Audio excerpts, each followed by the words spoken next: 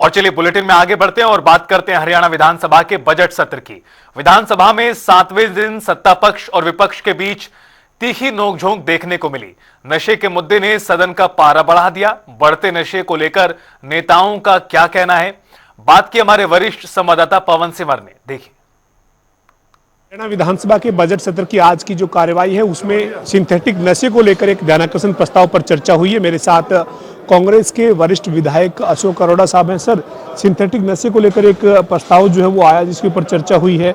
महिपाल ढांडा जो मंत्री हैं कैबिनेट के, उन्होंने जवाब दिया है। आप हरियाणा में इस नशे के मामले को कैसे देखते हैं सर? बहुत गंभीर मामला है जी।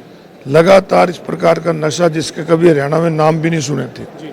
इस प्रकार चरस है, गांजा है, स्मैक्स है, ये लगातार बढ़ती जा रही है। और सरकार से हमने सुझाव भी दिए हैं कि आप इस प्रकार के सरकारी नशा मुक्ति केंद्र खोलें, परंतु उनकी तरफ से कोई जवाब नहीं आया। परंतु स्पीकर साहब ने जैसे कहा कि कमेटी का गठित करेंगे, इस पे सबको मिलकर करना चाहिए। मेरा ये मानना है कि जब तक बेरोजगारी बढ़ेगी तो नशा बढ़ेगा।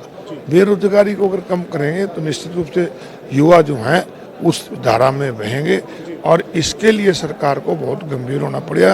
और खास तौर पे बॉर्डर के जो एरिया हैं यहाँ सुप्रीटेंडेंट और पुलिस बहुत सख्त लगाना पड़ेगा ताकि नशा रुके। लेकिन महिपाल ढांडा कह रहे हैं कि मुकदमे दर्ज हो रहे हैं, गिरफ्तारियां ज़्यादा हो रही है, तो आपको लगता है कि मुकदमे दर्ज होने से या गिरफ्तारियां ज़्यादा होने से इस पे नियंत्रण की बात जो हो रही है वो हो पाएगा? उन्होंने जो पटल पे रखा वो तो बताया गया कि बड़े हैं मामले, और कहने लगे मामले घटे हैं, तो मैंने कहा तुम्हारी अपनी उसमें है कि मामले बढ़े।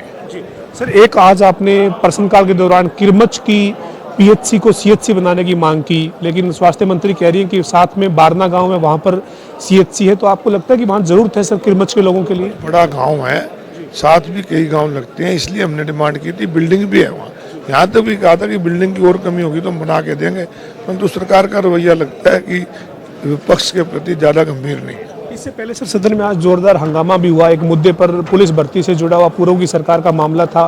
कैसे देखते हैं सर उस मामले को जिसपे आपको वॉकआउट करना पड़ा सदन से? देखिए, मेरे को तो उन्होंने बोलने का मौका नहीं दिया।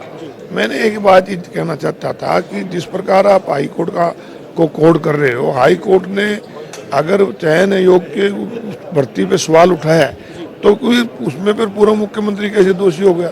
अगर चयन आयोग के उसमें दफ्तर से पैसे पकड़े जाएं तो फिर चयन आयोग दोषी, इस सरकार बच जाती है। और चयन आयोग की भर्ती में सवाल उठाए तो पूर्व मुख्यमंत्री दोषी, तो ये गलत है। हमारे साथ कांग्रेस के वरिष्ठ विधायक अशोक अरोड़ा साहब थे जिन्होंने तमाम मुद्दों पर बातचीत की। उनका कहना है कि आज नशे का जो मुद्दा है वो आज चर्चा में ध्यानाकर्षण प्रस्ताव में आया है, लेकिन नशे के मामले बढ़ रहे हैं, इसके लिए सरकार को चिंता करनी चाहिए, ये अशोक अरोड़ा का कहना है। वीडियो जर्नलिस्ट विजेंद्र सिंह के साथ पवन सिंह, जनता टीवी, चंडीगढ़।